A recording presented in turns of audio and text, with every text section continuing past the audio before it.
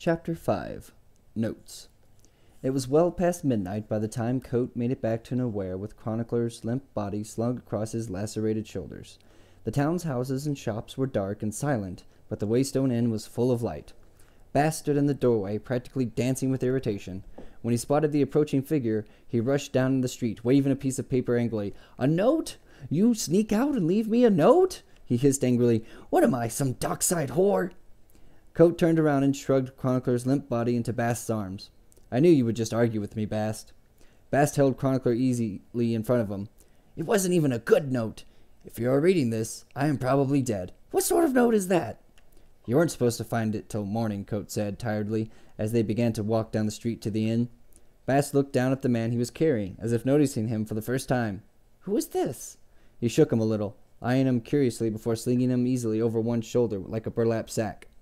"Some unlucky sod who happened to be on the road at the wrong time," Kote said dismissively. "Don't shake him too much. His head might be on a little loose." "What the hell did you sneak off for, anyway?" Bast demanded as they entered the inn. "If you're going to leave a note, you should at least tell me what—" Bast's eyes widened as he saw Kote in the light of the inn, pale and streaked with blood and dirt. "You can go ahead and worry if you want," Kote said dryly. "It's every bit as bad as it looks." "You went out hunting for them, didn't you?" Bat hissed. Then his eyes widened. "No. You kept a piece of the one Carter killed. I can't believe you. You lied to me. To me?" Kote sighed as he trudged up the stairs. "Are you upset by the lie or the fact you didn't catch me at it?" he asked as he began to climb. Bast sputtered. I'm upset that you thought you couldn't trust me."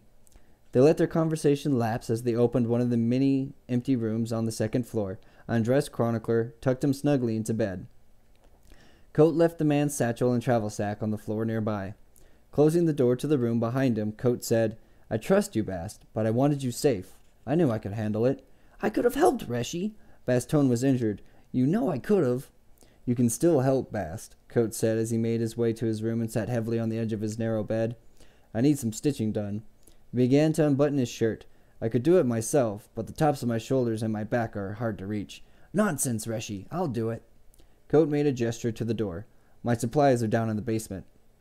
Bast sniffed disdainfully. "I will use my own needles, thank you very much. Good, honest bone. None of your nasty, jagged iron things, stabbing you like little slivers of hate." He shivered. "Streaming stone. It's frightening how primitive you people are." Bast bustled out of the room, leaving the door open behind him. Kote slowly removed his shirt, grimacing, and sucking breath through his teeth as the dried blood stuck and tugged against the wounds. His face went stoic again when Bast came back into the room with a basin of water and began to clean him off. As the dried blood was washed away, a wild scoring of long, straight cuts became clear.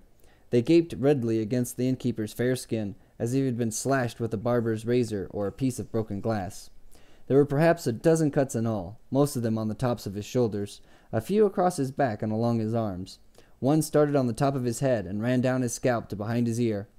"I thought you weren't supposed to bleed, Reshi," Bast said. "Bloodless and all that." "Do you believe everything you hear in stories, Bast?" "They lie to you." "Well, you aren't nearly as bad off as I thought," Bast said, wiping his hands clean. "Though by all rights you should have lost a piece of your ear. Were they wounded like the one that attacked Carter?" "Not that I could see," Kote said. "How many were there?" "5." "5?" Bast said aghast. "How many did the other fella kill?" "He distracted one of them for a while," Kote said generously. "And pawin', Reshi," Bast said, shaking his head as he threaded a bone needle with something thinner and finer than gut. "You should be dead. You should be dead twice." Kote shrugged. "It's not the first time I should be dead, Bast. I'm a fair hand at avoiding it." Bast bent to his work. "This will sting a bit," he said as his hands strangely were gentle. "Honestly, Reshi, I can't see how you've managed to stay alive this long." Kote shrugged again and closed his eyes. "Neither do I, Bast," he said. His voice was tired and gray. Hours later, the door to Kote's room cracked open and Bast peered inside. Hearing nothing but slow, measured breathing, the young man walked softly to stand beside the bed and bent over the sleeping man. Bast eyed the color of his cheeks, smelled his breath, and lightly touched his forehead, his wrist, and the hollow of his throat above his heart.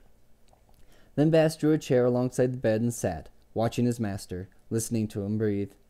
After a moment, he reached out and brushed the unruly red hair back from his face, like a mother would with a sleeping child.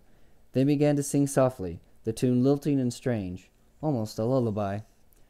"How odd to watch a mortal kindle then to dwindle day by day, knowing their bright souls are tender, and the wind will have its way.